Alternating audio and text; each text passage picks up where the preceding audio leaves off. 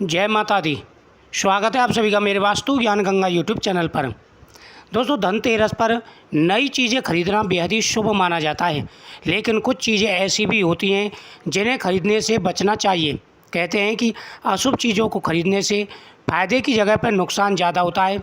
इसलिए धनतेरस पर चीज़ें खरीदते समय आपको इन बातों का ध्यान रखना चाहिए और ये चीज़ें नहीं खरीदनी चाहिए। धनतेरस के दिन बहुत से लोग स्टील के बर्तन घर ले आते हैं, जबकि इन्हें खरीदने से बचना चाहिए। स्टील शुद्ध धातु नहीं है, इस पर राहु का प्रभाव भी ज़्यादा होता है। आपको सिर्फ प्राकृतिक धातुओं ही खरीदनी चाहिए।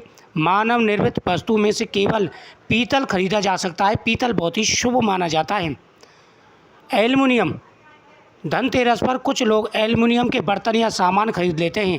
इस धातु पर भी राहु का प्रभाव अधिक होता है। एल्युमिनियम को दुर्भाग्य का सूचक माना जाता है। त्यौहार पर एल्युमिनियम की कोई भी चीज़ नहीं खरीदनी चाहिए। लोहे से बनी चीज़ें, ज्योतिष शास्त्र के अनुसार लोहे को शनिदेव का कारक माना जाता है।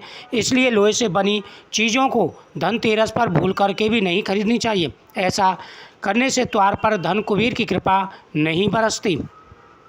धनतेरस के दिन धारदार वस्तुएं खरीदने से बचना चाहिए। इस दिन चाकू, कैंची, पेन, सुई या कोई भी धारदार चीज़ बिल्कुल नहीं खरीदनी चाहिए।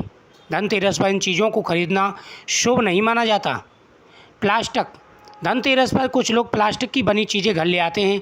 बता दें कि प्लास्टिक बरकत नहीं देता, इसलिए धनतेरस पर प्लास्टिक से बना किसी भी तरह का सामान नहीं खरीदना चाहिए। इन सामान से बचना चाहिए। कांच के बर्तन, धनतेरस पर कुछ लोग झाड़ू खरीदते हैं। यह बहुत ही शुभ माना जाता है।